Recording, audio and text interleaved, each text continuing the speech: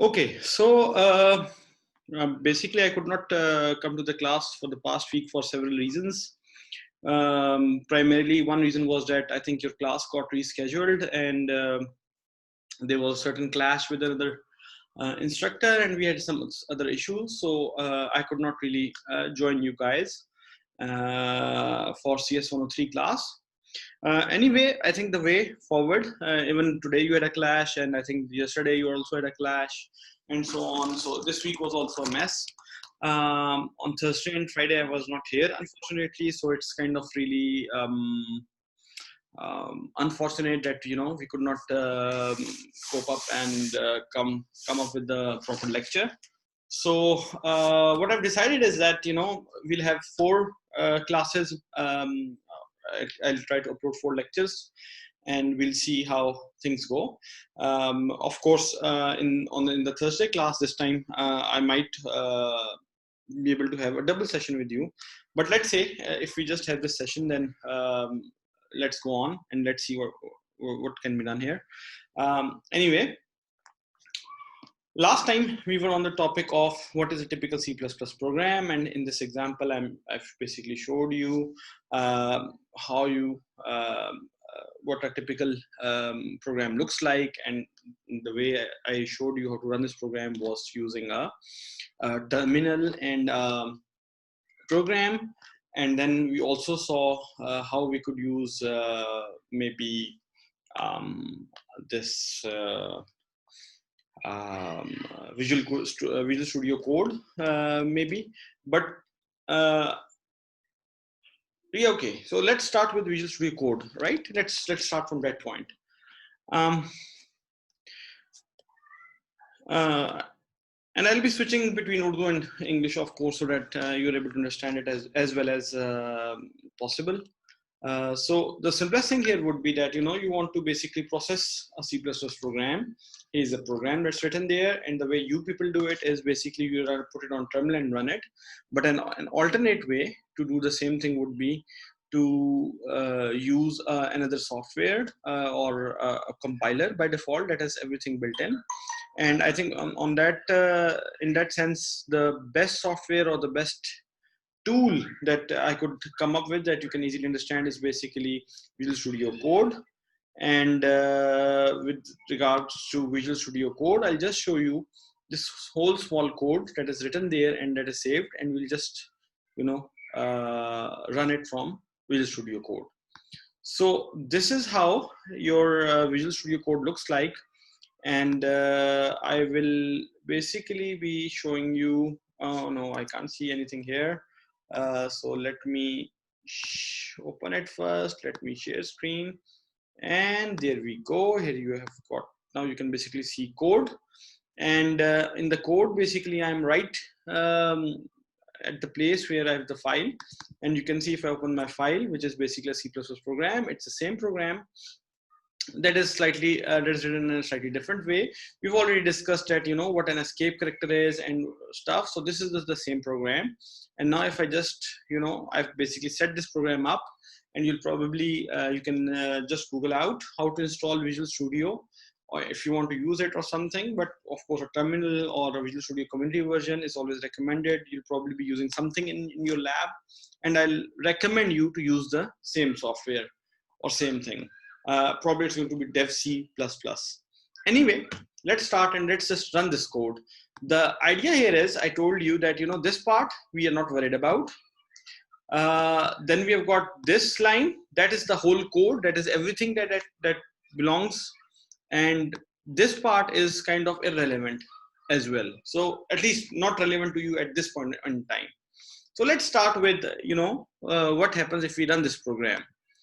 On simply just running the code, what we expect is it should print out my first C++ program, and then go to next line and then kind of end the program. Okay, so if I go down, you can see currently we are at this line and there's nothing written here. Okay, and let's just run the code. Running the code, it says okay, it goes to the file, it performs G++, the same command, and after compilation it's going to run the file, and it's running it at the moment. The computer is a bit slow because we're recording and we're doing a lot of other things, so that's why it's taking up this much time. But ultimately this is going to give us an answer, which is going to be my first C++ program, C++ in quotes, and there it is. You can see my first C++ program. Okay, so that was a really easy program, and we did see a few variations of this program.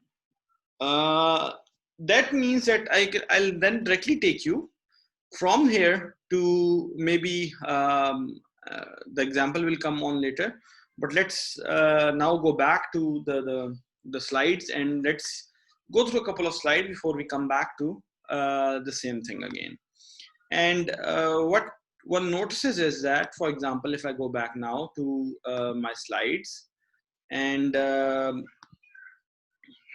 what you need to notice is that whatever you write, the computer is going to do exactly that and only that, nothing more, nothing less. So that means that if there is something wrong with the program, something wrong with the output, it is definitely a mistake somewhere with you or with your code. You know, there's something wrong the way you've written the program. There's something definitely wrong with your program, because all these these compilers, and the C++ compiler especially, has been checked by at least a few million people by now, and those bugs have already been reported and have been corrected. So naturally there is a very minute chance that there is something wrong with the compiler. It's not the compiler that misbehaves. मैंने यहाँ पे ये लिखा था और वो ये run नहीं कर रहा, सिंटैक्स एरर दे रहा है जबकि मेरा सिंटैक्स ठीक है. That is definitely not true. वजह उसकी ये है कि सिंटैक्स में ही गलती है. आपका सिंटैक्स जो आप यूज कर रहे हैं, आप सेमीकोलन लगाना भूल गए हैं, आप जो है उसका प्रॉपर उसको ब्रैकेट्स क्लोज नहीं कर रहे हैं, या कुछ और इशू है. there has to be some issue at your end. Don't blame the compiler for it. The compiler has been debugged and tested by millions of users over the last half a century or something. ठीक है, तो इसलिए stop blaming the compiler, and it will always be the code. You have to check what's wrong with the code. You might not be declaring something correctly or whatever. Anyway, let's move on. तो ये हमने पहला programme देखा. इसमें execute करने के लिए आप वो कहता है कि we need an editor to create a source program. Then we need some preprocessor directives that begin with hash and are processed by the preprocessor. And then we use the compiler to check that the program obeys the language rules. And we translate into machine language or object program. So इसमें मैं आपको summarize कर देता हूँ overall. एक कुछ जो hash से इसमें begin कर रहे थे, पीछे अगर वापस जाएं तो ये हैश include ही है, इसको हम preprocessor directive कहते हैं. कुछ बच्चे ऑलरेडी जानते हैं, जो नहीं जानते उनके लिए this will be just another thing. अच्छा, preprocessor directive का मतलब है हम कंपाइलर को इसमें कुछ बता रहे होते हैं कि you have to include this particular file. हम इसके कुछ चीजें इसमें से यूज करेंगे. मसलन सी आउट, अगर मैं आईओ स्ट्रीम हटा दूं तो मुझे सी आउट को नहीं पहचानेगा, वो कहेगा सी आउट, उसको समझ नहीं आएगी. तो आईओ स्ट्रीम जो है, this is a specific file which includes the commands like cout and cin and these kind of things. ठीक है, नहीं करेंगे तो सी आउट में एरर देगा. अच्छा, then and these are all the things that you can check, by the way. Like I said, don't just believe me, start coding alongside it. ठीक है, आपके पास dev C++ इंस्टॉल होनी चाहिए. dev C++ is really easy to install. आपकी lab के अंदर भी आपको आज या कल की लैब में डेफिनेटली, अगर आपकी कल लैब है as I am presuming, तो ये आपको डेफिनेटली करवा दी जाएगी. dev C++ के ऊपर साथ साथ टेस्ट करते हैं. अच्छा, having said that, preprocessor directives begin with this and are processed by the preprocessor. They don't have anything to do with the program, but they actually tell what kind of functionality might be required within the program. तो जो functionality required होगी उसके corresponding वो files वगैरह, functions वगैरह चीजें provide कर देंगे. अच्छा, finally we use a compiler to check that the program obeys the language rule, यानी कि उसका syntax correct है. So syntax check करने के लिए compiler सबसे पहले चेक करेगा कि जो रूल्स जो आपने चीजें रखी थी उसके मुताबिक है, और फिर उसको ऑटोमेटिकली वो मशीन लैंग्वेज ऑब्जेक्ट प्रोग्राम के अंदर उसको चेंज कर देगा. अच्छा, एग्जीक्यूट करने के लिए भी 2 या 3 स्टेप्स हैं, and that is the major thing. ठीक है, सबसे पहला जो कॉन्सेप्ट है वो लिंकर का है. एग्जीक्यूट करने के लिए आपको लिंकर चाहिए. लिंकर क्या करता है, वो ऑब्जेक्ट प्रोग्राम को दूसरे सारे प्रोग्राम से के साथ कंबाइन करके एक एग्जीक्यूटेबल कोड बनाता है. जो आपने एक ऑब्जेक्ट प्रोग्राम बनाया है, जो एक फाइल बनती है, उसको वो कंबाइन करता है दूसरे तमाम रिक्वायर्ड एग्जीक्यूटेबल कोड्स के साथ, प्रोग्राम्स के साथ, और उससे एक फाइल बनाता है, इसको एग्जीक्यूटेबल कोड कहते हैं। और उसमें क्या होता है बेसिकली कि जितनी भी आपने लाइब्रेरी के फंक्शंस, प्री रिटन कोड्स आपने यूज किए हुए हैं, उन सारों को वो उसके साथ कंबाइन करता है और एक लिंक करके एक सिंगल ऑब्जेक्ट फाइल बनाता है जो कि वो यूज कर सकते हैं। अच्छा, इसके बाद एक कॉन्सेप्ट और है जिसको हम लोडर का कॉन्सेप्ट कहते हैं। ठीक है, तो लोडर जो है वो बेसिकली ये करता है कि it loads the executable programme into main memory. उसने बेसिकली कुछ जो है वो क्या कहते हैं, जो आपके लिंकर ने एक फाइनल एग्जीक्यूटेबल फाइल बनाई है, एग्जीक्यूटेबल कोड बनाया है, जाहिर है कि उसको मेन मेमोरी में उस पहले लोड किया जाएगा और लोड करने के बाद ही वो एग्जीक्यूट हो सकेगा। तो ये आपने याद रखना है, हर प्रोग्राम ऑफ कोर्स पहले मेन मेमोरी में लोड होता है। RAM is your main memory most of the times, और उसको लोड करने का काम जो है वो लोडर का होता है। तो उसको किस जगह पे लोड करना है, उसको आगे एग्जीक्यूट करते हुए किस तरह से उसको सीपीयू के साथ इंटरेक्शन करवाना है और सारा कुछ, तो वो सारा काम जो है वो लोडर का है। ठीक है, अच्छा, so keep this in mind कि हम जो ये सारा एक प्रोसेस कर रहे हैं, तो इसमें there are some certain steps that have to be followed. हमने देख लिया टिपिकल कंपाइलर के लिए, सी प्लस प्लस कंपाइलर के लिए सारे एग्जैक्टली यही स्टेप्स हैं। और इफ आई गो ऑन, तो इसमें बेसिकली आप जो आईडीई यूज करेंगे उसमें आप देखेंगे कि दिल हैव बिल्ड और रीबिल्ड कमांड गिवन। ठीक है, बिल्ड का मतलब होता है कि वो बेसिकली उसको जो है वो एक तरह का लिंकर के स्टेप तक जो है वो कंप्लीट करता है। तो फाइनली आप एग्जीक्यूट का कमांड देंगे, तो ये रन की कमांड देंगे, तो वो उस टाइम पे उसको लोडर के साथ लोड करके और फिर उसको रन करेगा। तो जो आईडीज हैं वो इसको बिल्ड, रीबिल्ड, रन, ये कुछ मल्टीपल कुछ उसके वो वर्डिंग्स यूज करते हैं, and you will see them all. तो typically this is how a C++ program is processed. You write a C++ program into an editor. सबसे पहले किसी नोटपैड पे किसी चीज पे आप इसको लिखेंगे, चाहे वो नोटपैड हो, विजुअल स्टूडियो कोड का इंटरफेस हो, डेव C++ का हो। जो आईडी क्या होता है, आईडी बेसिकली एक ऐसा सिस्टम है जिसने के एडिटर को और कंपाइलर को दोनों को मर्ज करके रखा होता है। ठीक है, और सारे काम यानी कि one in all, integrated development environment कहते हैं आईडी।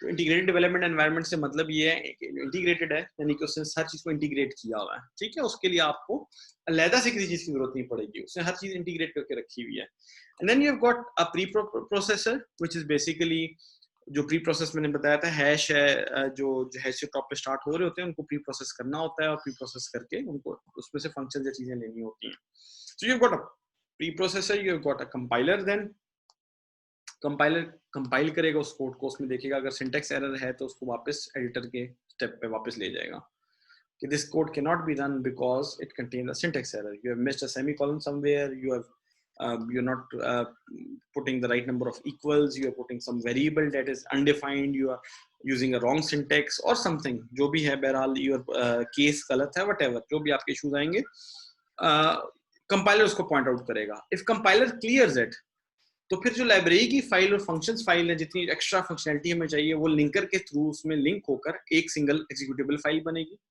जिसको फाइनली लोडर उठाएगा और उठा के मेन मेमोरी में लोड कर देगा, और फाइनली फिर सीपीयू मेन मेमोरी से उसको एक्सेस करके रन करता हुआ उसका आपको रिजल्ट दे देगा, which is execution step.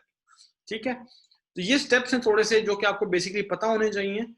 Although let me tell you right here कि हम इन स्टेप्स को किसी भी स्टेप पे फिलहाल कम से कम, यानी ये जब आते जाएंगे कोर्स में, जब ये हम आगे बढ़ते जाएंगे, तो आपको इन स्टेप्स में बार बार मैं रेफर करूंगा कहीं ना कहीं। ठीक है, लेकिन जनरली फिलहाल आपके लिए इनका जान लेना काफी है। इसको अगर बहुत समझ नहीं भी आ रही तो कोई बहुत बड़ा इशू नहीं है, ये हम बार बार इसको रिपीट करेंगे।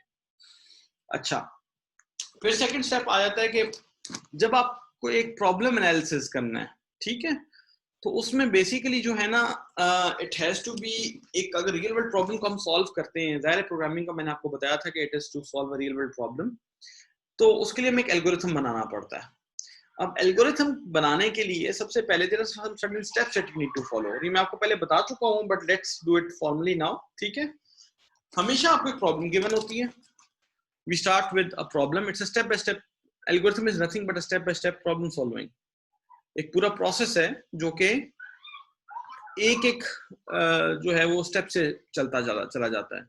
So what is an algorithm? An algorithm is nothing but a simple process to solve a problem.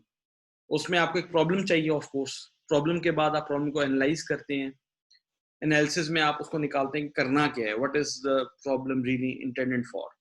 ठीक है, तो प्रॉब्लम को आपने एनालाइज करना है, उसके बाद क्या करना है, उसके बाद आपने उसके एल्गोरिथम बनाना है पूरा। ठीक है, उसका एक तरह का रफ पेपर के ऊपर, बेशक अगर आप चाहें तो पेपर पे कर लें, चाहे तो इसको आप कर सकते हैं डिफरेंट मैकेनिज्म्स के थ्रू, जो भी आपको मैकेनिज्म अच्छा लगे, दैट इज एब्सोल्युटली फाइन। लेकिन मैं टिपिकली इसको फॉर बिगिनर्स रिकमेंड ये करूंगा कि आप पेपर निकालें और पेपर पे इसको प्रॉब्लम को बाकायदा सॉल्व करें। आप कभी भी डायरेक्ट कोडिंग करने नहीं बैठेंगे, दैट्स द बेसिक रूल। जो आप एक्सपीरियंस होते जाएंगे, ऑफ कोर्स आप मेंटली भी कुछ प्रिपेयर कर सकते हैं, but at the I think the for beginners it's always recommended कि आप इसको पेपर से स्टार्ट करें। So finally, after you have designed the algorithm, आपने उसका पूरा एक solution design कर लिया है, then you go to coding, and then of course the compiler cycle and everything else then goes on. और basically उसमें क्या होता है, उसमें ये होता है कि फिर आप कोड करते हैं, फिर आप प्री प्रोसेसर आता है, फिर कंपाइलर उसको चेक करता है, अगर सिंटेक्स एरर हो तो वहीं से वापस कोडिंग पे चला जाता है, अगर ना हो then it goes on to linker step, linker से लाइब्रेरी के साथ लिंक करता है उसको। ठीक है, उसके बाद लोडर उसको जो है वो मेमोरी में लोड करता है, फाइनली इट इज एग्जीक्यूटेड। अगर वो नॉर्मल एग्जीक्यूशन है जिसमें कोई एरर नहीं आया तो आपके पास कुछ रिजल्ट्स आ जाएंगे। ठीक है, अगर उसमें कोई एरर आया तो then there are multiple places where you need to go and check. For example, हो सकता है कि आपको कोडिंग में जाके देखना पड़े कि आया मेरे कोड में कोई मसला है। वो मुमकिन है कि आपके कोड बिल्कुल ठीक हो, जो आपने एल्गोरिथम डिजाइन किया था एग्जैक्टली उसके मुताबिक ही कोड था, लेकिन एल्गोरिथम डिजाइन करते हुए आपसे कोई एक आध स्टेप, एक आध टेस्ट केस, एक आध क्रिटिकल केस आपसे मिस हो गया है। So because you missed a case, automatically coding में गलती नहीं है, तो अगर आप कोडिंग में उसको ढूंढेंगे भी आंसर को, आपको कोई आंसर नहीं मिलेगा। You have to go back to algorithm design. और एल्गोरिथम डिजाइन में बेसिकली मुमकिन है कि आपने एल्गोरिथम डिजाइन किया, उसमें कोई स्टेप एक आध आपसे मिस हो गया। ठीक है, कोडिंग में आप ये चेक करते हैं जो एल्गोरिथम डिजाइन है, क्या वो कोड से एग्जैक्टली मैच कर रहा है, मैंने जो पेपर पे लिखा था, जो बनाया था, क्या वो कोड से डेटो कॉपी हो रहा है। अगर तो हो रहा है तो फिर तो कोई इशू नहीं, अगर नहीं हो रहा तो then we need to go back of course and check के भाई, फिर इसका मतलब है कि अगर तो बिल्कुल मैच नहीं हो रहा तो इसका मतलब है कि कोड में मसला है ना, पहले तो मैच करना चाहिए दोनों को। अच्छा, दोनों परफेक्ट मैच कर रहे हैं और फिर भी आंसर गलत आ रहा है, दैट वुड एक्चुअली मीन कि अब आपका मसला जो है वो कोड में नहीं है, it's not how you converted your algorithm into your code, but basically the problem is with your algorithm. आपका एल्गोरिथम ही ठीक शायद ना बनाओ, तो आप अपने एल्गोरिथम को दोबारा देखें, पहले प्रॉब्लम का एनालिसिस को जाके देखें, एनालिसिस के साथ मैप करें कि क्या एनालिसिस के हिसाब से मैंने एल्गोरिथम सॉल्यूशन बनाया हुआ था या नहीं बनाया हुआ था, on paper was it correct. अगर ऑन पेपर ही वो गलत हो रहा है तो दैट वुड मीन कि आपने उसका जो है वो बेसिकली मतलब इस स्टेप पे there is a mistake clearly. और अगर फिर भी मसला है, यानी कि आप कहते हैं कि जी जिस प्रॉब्लम के हिसाब से मैंने इसको डिफाइन किया हुआ था, जिस एनालिसिस के साथ डिफाइन किया हुआ था, उसके हिसाब से बिल्कुल ठीक है, there is no issue here, that means कि आपके एनालिसिस में गलती है। फॉर एग्जांपल लेट्स से आपने दो नंबर को डिवाइड करना है, ठीक है, यूजर से दो नंबर लेने हैं, उसको डिवाइड करना है, तो ये एक छोटी सी प्रॉब्लम है जिस अगर मैं इसको इस तरह से देखूं कि मैं यूजर से दो नंबर मांगू और डिवाइड कर लूं तो मेरा आंसर आ जाता है, there is no not too many things, ask user for input number A, input number B, and then finally divide A with B and store result in C and output C। ठीक है, ये मेरा basically छोटा सा problem क्या थी, दो नंबरों को डिवाइड करना है, मैंने उसको एनालाइज किया, एनालाइज करते हुए मुझे पता चला कि अच्छा मैं अगर 3-4 वेरिएबल्स यूज करूं और मैंने डिवीजन के लिए मुझे जो है ये देखना पड़ेगा थोड़ा, मैंने उसके मुताबिक एल्गोरिथम बनाया, मैंने कहा कि okay ask user for number 1, ask user for number 2 and then divide it and then store it in C and then output it। ठीक है, एल्गोरिथम डिजाइन कर लिया पेपर के ऊपर। इसके बाद में कोड करने बैठा, कोड करने के लिए मैंने सी की स्पेसिफिक जो कोडिंग स्टेप्स है वो यूज किए, प्री प्रोसेसर उसमें इंक्लूड किया, ठीक है, और डायरेक्टिव जो था वो इंक्लूड किया, और उसके बाद पूरा कोड लिखकर मैंने कंपाइलर को दिया। कंपाइलर ने क्या किया, उसने प्री प्रोसेसर सबसे पहले बनाया, प्री प्रोसेसर ऐड करके उसने कंपाइल चेक किया, उसने उसमें एरर फॉर एग्जांपल नहीं निकला, ठीक है, सिंटैक्स एरर नहीं है, उसने उसको जो है वो लिंकर से स्टेप पे ले गया, लाइब्रेरी इंक्लूड की जो stdio की है, और उसने उसके बाद उसको लोड किया, लोड करके उसको एग्जीक्यूट किया तो पता ये चला कि यूजर ने एंटर जो किया उसने एंटर कर दिया, फॉर एग्जांपल 2 नंबर एंटर किए और हमें पास रिजल्ट आ गया और हमने कहा जी वी आर डन, हमारा सारा काम हो चुका। ठीक है, since there is no error and we are getting the right result, जो कि होना चाहिए, दो नंबर डिवाइड करके आना चाहिए, वो यार है, and we are absolutely fine, right. अच्छा, सेकंड केस पे जाते हैं। सेकंड केस इज कि जब ऐसा नहीं हो रहा, और ऐसा कब नहीं होगा, you need to remember this. ऐसा तब नहीं होगा कि फॉर एग्जांपल जब यूजर जो है वो डिनोमिनेटर में 0 एंटर कर देता है, उस पे वो एरर आएगा। एरर आएगा तो I need to go and check into my code. पहला स्टेप जहां पे गलती हो सकती है, that might be my code. हो सकता है मैंने कोडिंग करते हुए, अच्छा कोडिंग को मैं चेक करूंगा तो उसमें there is no error actually. मतलब मैं अगर उसको मैप करूं एल्गोरिथम डिजाइन के साथ, तो that was exactly what my algorithm was. ठीक है। अच्छा, कोडिंग पे मसला नहीं है, इसका मतलब एल्गोरिथम डिजाइन मुझे चेक करना चाहिए। Okay, move back to algorithm design. मुझे एल्गोरिथम डिजाइन में भी मसला यहाँ पे नजर नहीं आ रहा, बिकॉज जो मुझे एनालिसिस प्रॉब्लम की बता रही है वो सिर्फ ये बता रही है कि मैंने दो नंबर्स लेने हैं और उनको डिवाइड करना है और उसका आउटपुट दे देना है तीसरे नंबर के तौर पे। ठीक है। अच्छा, दैट इज फाइन। इसका मतलब है कि एल्गोरिथम डिजाइन में मसला नहीं तो फिर एनालिसिस में मसला हो सकता है। Let's go back to analysis. क्या वाकई किसी भी दो नंबर को डिवाइड करने से is there some case that I am missing, is there some particular thing जो होनी चाहिए और मैं नहीं कर रहा? एंड देन आई रियलाइज कि हाँ जी, जीरो से जब भी नंबर डिवाइड होने के ऑप्शन आए ना, तो मुझे वो डिवाइड करना ही नहीं देना चाहिए। मुझे बेसिकली उस पे आउटपुट डायरेक्ट दे देनी चाहिए कि भाई इफ डिनोमिनेटर इज जीरो, तो सॉरी मैं डिवाइड नहीं करूंगा। ठीक है, because division by zero is not possible. इसका मतलब ये है कि एक चेक होना चाहिए, और वो चेक मैं शायद मिस कर गया हूँ ना, मतलब एनालिसिस के अंदर ही मुझे नजर आ रहा है कि जी एक यहाँ पे मुझे रोक देना चाहिए था। बहरहाल, तो ये वो चीजें हैं जो एक सिंपल एल्गोरिथम के लिए मैंने आपको बताई हैं। हमने क्लास में इसकी डिफरेंट एग्जांपल की है, and that's absolutely a fine example, but anyway let's go on. ठीक है। तो अगर हम स्टेप्स की अब वही बात करें तो it's basically the same step. ठीक है। First of all you analyse the problem, then you implement the algorithm, then you maintain the algorithm. ठीक है। और उस पर जो जो चेंजेस आती जाएंगे उसको हमने इन्हीं स्टेप्स को फॉलो करते जाना है। ठीक है। और इस सारे को करने के लिए you have to believe this thing कि आपको पूरी प्रॉब्लम की उसकी रिक्वायरमेंट्स की मुकम्मल इंफॉर्मेशन होनी चाहिए और मुकम्मल अंडरस्टैंडिंग होनी चाहिए। Does the program require user interaction? Maybe not. Does the program manipulate data? क्या डेटा चेंज करेगा किसी ना किसी मौके पर? What is the output of the data? ठीक है। कुछ क्वेश्चन है थोड़े से जो कि आपको प्रॉब्लम के और उसके रिक्वायरमेंट्स के हिसाब से पता होना चाहिए। अगर प्रॉब्लम कॉम्प्लेक्स है तो उसको जाहिर है हम सब प्रॉब्लम्स में डिवाइड करना चाहते हैं, छोटे छोटे चंक्स में, छोटी प्रॉब्लम्स में डिवाइड करना चाहेंगे। ठीक है। डायरेक्ट बड़े प्रॉब्लम को सॉल्व करना बहुत मुश्किल है, तो यूजुअली हम क्या करते हैं, हम उसको जो है ना पहले छोटे स्टेप में डिवाइड करते हैं और फिर हर छोटे स्टेप को पहले सॉल्व करते हैं। ठीक है। मसलन जो मैं आइडिया आपको दे भी रहा था कि अगर एक कोई आपको लार्ज इनफ प्रॉब्लम आ जाती है तो जरूरी नहीं है कि आप उसको एक ही गो में सॉल्व करना है। You can divide it into multiple steps and then you can solve it out. ठीक है। So that's not the main thing. अच्छा, let's move on, let's talk about how to check the correctness of the algorithm. There are many ways that you can check. Of course, जो expected input पे expected output they, that program is correct. ठीक है। तो अगर आप कहते हैं कि 2+2 एक एडिशन का प्रोग्राम है, उससे दो नंबर्स लेने हैं, उनको ऐड करना है, तो you can check it with 2+2। Okay, 4 दे रहा है। ठीक है। You can check -2+2। ठीक है। You should give 0। -2+1 -1, 2 -1 and so on. तो मुख्य चीजों के साथ आप चेक करें। तो टिपिकली जो है वो सैंपल डेटा के साथ हम टेस्ट करते हैं करेक्टनेस को, और वही आप डाल के उसको देख सकते हैं, उसको एज अ फाइल दे दें, एज अ लूप दे दें, मल्टीपल तरीके हैं, हम बाद में देखेंगे उसको। लेकिन you need to check the correctness of your algorithm on paper. Paper पे आप उसको सैंपल डेटा दें और it should give the expected output. हो सकता है उसमें आपको जाहिर है कुछ मैथमेटिकल एनालिसिस भी रिक्वायर्ड हो। And once your algorithm is designed and correctness is verified, then you start coding in higher level language. Of course, अगर आपका एल्गोरिथम ही वेरीफाई और करेक्ट नहीं है तो उससे पहले आप डायरेक्ट कोड लिखना शुरू मत करें। लेकिन आपने कोड तब लिखना है जब आपको पता है कि आपका एल्गोरिथम डिजाइन भी हो चुका हुआ है और उसमें करेक्टनेस भी है, वरना आप बार बार इस स्टेप पे आते रहेंगे। ठीक है। कोड करने के बाद वापस आना मुश्किल है, एल्गोरिथम को ठीक करना ज्यादा आसान है। तो पहले एल्गोरिथम को काइंड ऑफ फुल प्रूफ करें और उसके बाद जो है वो नेक्स्ट स्टेप पे मूव करें।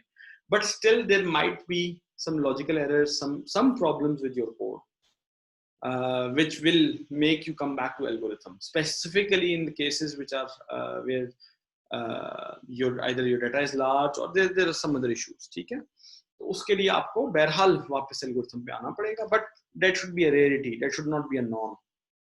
इसको आदत नहीं बनानी, इसको रेडिटी पे रखें। तो एल्गोरिथम को ठीक करने की कोशिश करें जहां तक हो सकता है, that's the best possible solution. And then finally enter the program using a text editor and then run the code through compiler, and if compiler generate error then we look at the code and look at the stuff वो जो सारा typical हम एक पूरा formula उसको देख चुके हैं, ठीक है। अच्छा, फॉर एग्जांपल छोटी सी एग्जांपल लेते हैं, design an algorithm to find the perimeter and area of a rectangle. अच्छा, पैरामीटर और एरिया ऑफ रेक्टेंगल क्या होता है, वो टिपिकली इस फॉर्मूले से गिवन होता है। Parameter is nothing but 2 into length plus width and area is nothing but length into width, ठीक है। ये फॉर्मूला है, आपको ये मैथमेटिकल फॉर्मूला बिल्कुल पता है। तो इसके लिए हम एक पहले एल्गोरिथम बनाते हैं। सबसे पहले आपने यूजर से क्या लेना है, लेंथ लेनी है, विड्थ लेनी है।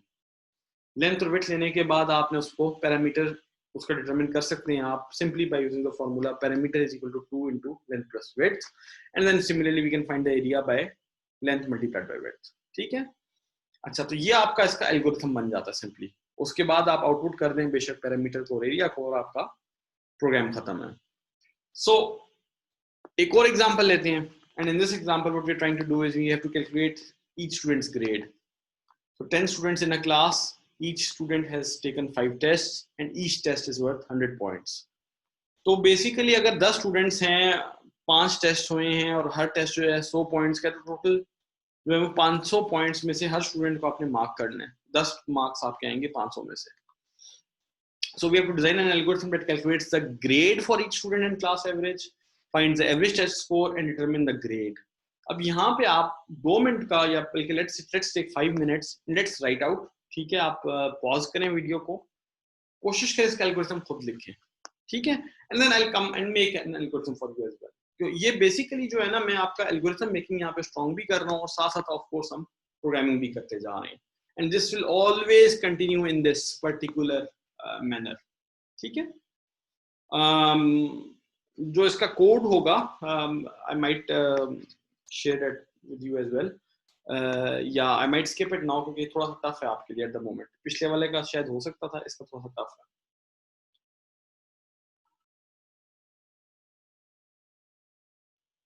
अच्छा, I hope now you have kind of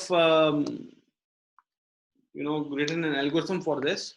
तो ये बहुत आसान सा है। आपने इसमें करना क्या है, आपका डाटा जो है, जो गिवन डाटा है या जो जरूरत है, वो स्टूडेंट के नेम है और उनके टेस्ट स्कोर्स हैं, ठीक है।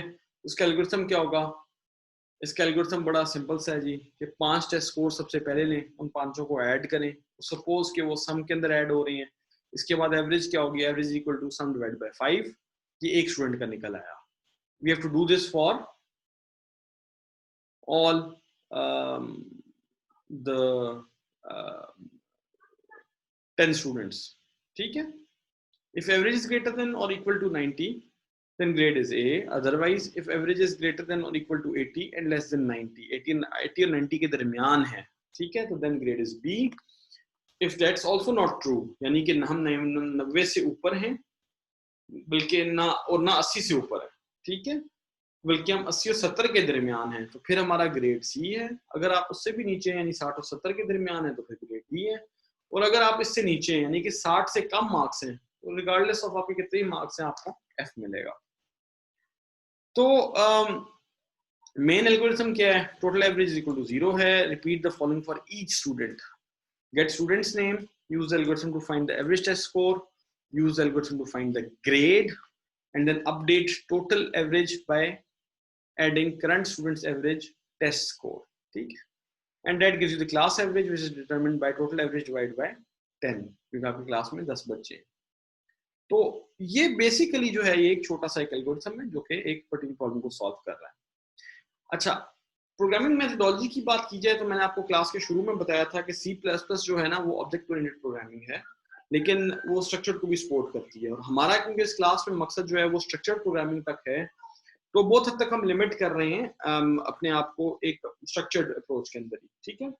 स्ट्रक्चर्ड अप्रोच क्या है, structured approach is nothing but basically dividing a problem into smaller sub problems. आपने हर बड़ी प्रॉब्लम को छोटी सब प्रॉब्लम में डिवाइड करके फिर सॉल्व करना है। छोटी प्रॉब्लम को सॉल्व करें, छोटी छोटी सारों को सॉल्व करके आपस में कंबाइन कर दें, फाइनली आपकी बड़ी प्रॉब्लम सॉल्व हो जाएगी। This is called a structured design, ठीक है।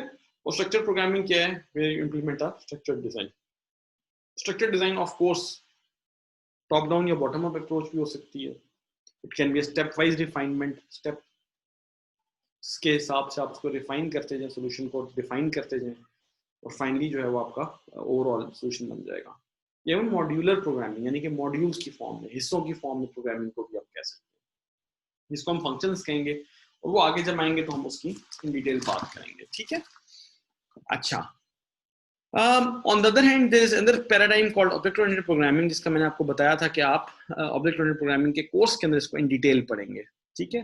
But let's say if we start with object oriented design, the concept is that we identify each component into things that are called objects, और objects जो है ना, they are basic entities, वो एक आपस में they are standalone things that can interact with each other, उनकी अपनी कुछ properties होती हैं and then they interact with each other. लेकिन anyway, since this is not the topic of this course, I'll skip it for now. ज़ाहिर object जो है उसकी, उसमें डेटा है, उसके ऑपरेशंस हैं, उसमें there are other things. I'll skip for now. तो coming up into the one of the last things, an object combines data. Okay, objects oriented programming को हम completely छोड़ देते हैं, और let's leave it for now, ठीक है।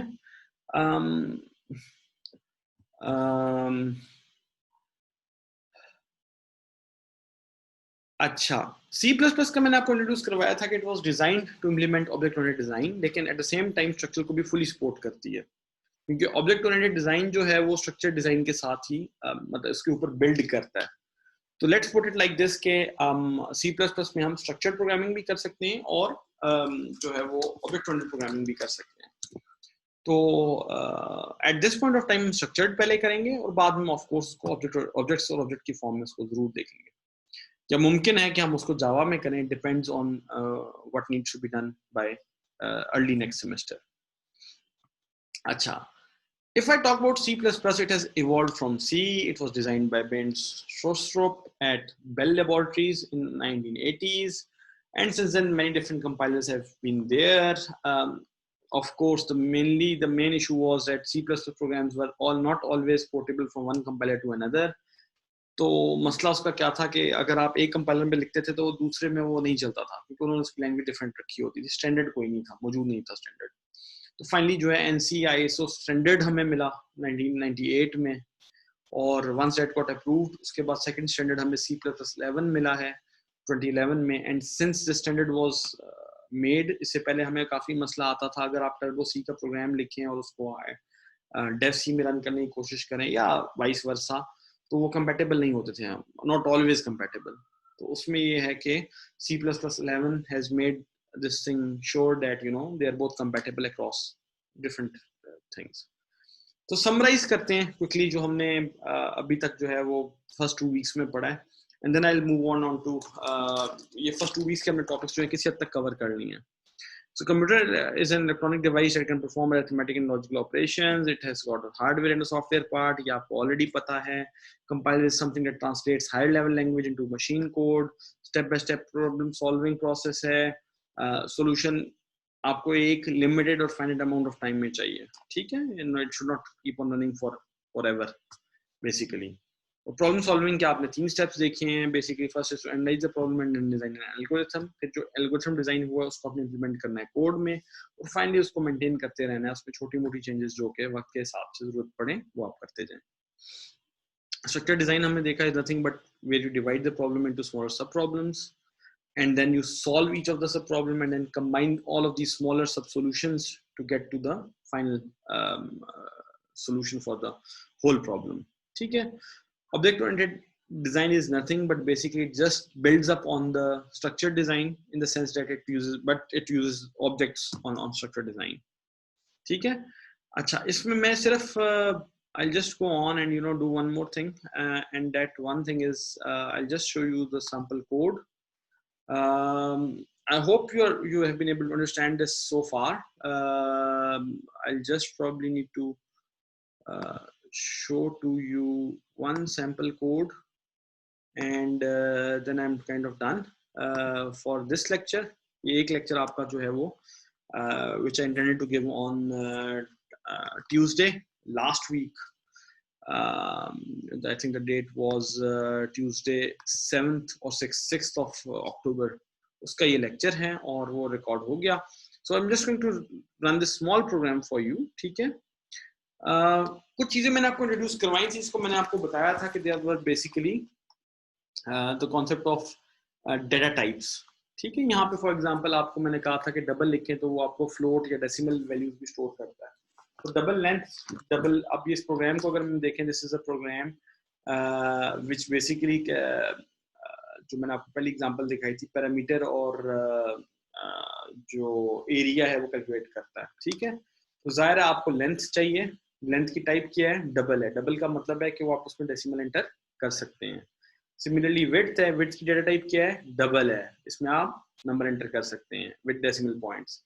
Area है, डबल है, नंबर एंटर कर सकते हैं विद डेसिमल पॉइंट्स. पैरामीटर है, डबल है, नंबर एंटर कर सकते हैं विद डेसिमल पॉइंट्स. सो सबसे पहले आपने सी आउट की स्टेटमेंट स्टैंडर्ड यूज की. अच्छा, इसमें जब नोटिस करें कि जब मैं इसमें माउस लेके जाता हूँ तो टेल्स मी कि it is basically std something io stream या o stream and then c out. ठीक है. बहरहाल we don't need to worry about this, उसको सिर्फ ऑप्शन मुझे दिखा रहा है.